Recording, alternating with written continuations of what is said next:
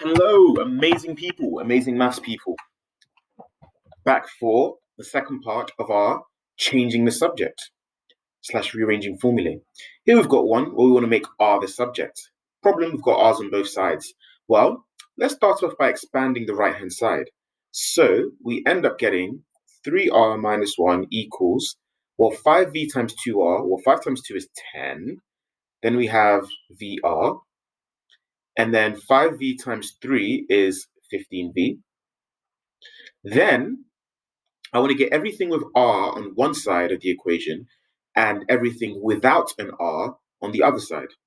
So if I take away 10VR from both sides, I get 3R minus 10VR. And if I add 1 to both sides, I get 15V minus plus 1. Okay, now let me factorize the R. So I get R multiplied by, I get 3, take away, and then 10V. And that is equal to 15V plus 1.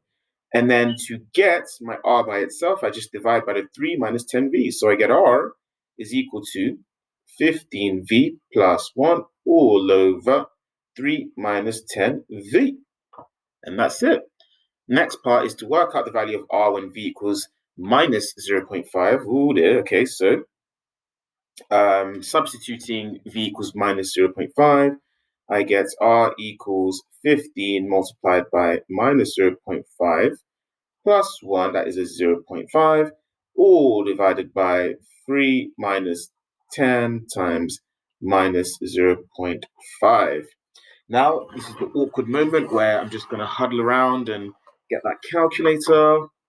So, working that calculator, you can hear my keys clacking. I've got my 15 multiplied by minus 0.5 plus 1 all over 3 minus 10, lots of minus 0.5. And as per the calculator, that gives me minus 13 over 16. So that's what I'm going to go with. Okay, let's not waste any more time. Let's keep going. Ooh, a squared equals b squared plus c squared. C squared, take away 2bc cosine a. And we want to show that cos a is equal to b squared plus c squared, take away a squared, all over 2bc. Bonus points if anybody can tell me in the comments what this rule is called. Right, so let's take this expression and we essentially want to make cos a the subject. Okay, again, if you watch my other videos, you'll see that I don't like it when the thing that we're trying to make the subject of is negative. So let's deal with that. Let's add 2bc cos a to both sides. So I end up getting 2bc cos a plus a squared equals b squared plus c squared. That's cool. Now let's take away a squared from both sides. So I have 2bc cos a is equal to b squared plus c squared, take away a squared. Then, dividing by 2bc, I get cos of a is equal to b squared plus c squared, take away a squared, all divided by 2bc. Brilliant stuff. Let's keep going, guys. Next one, we want to make m the subject. Oh, well, really nicely, when you see fractions like this, we want to cross multiply.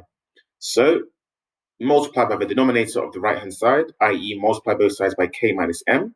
We end up getting x times k minus m. That's going to be equal to 3. Let's expand the left-hand side. So we have xk.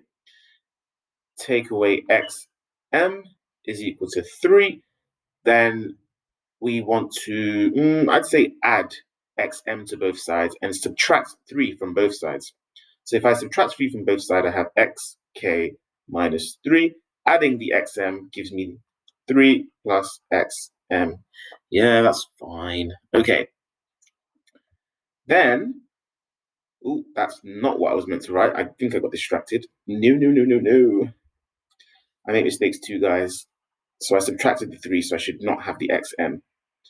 Okay, and then if I divide both sides by x, I get xk minus 3 all over x. That is equal to m.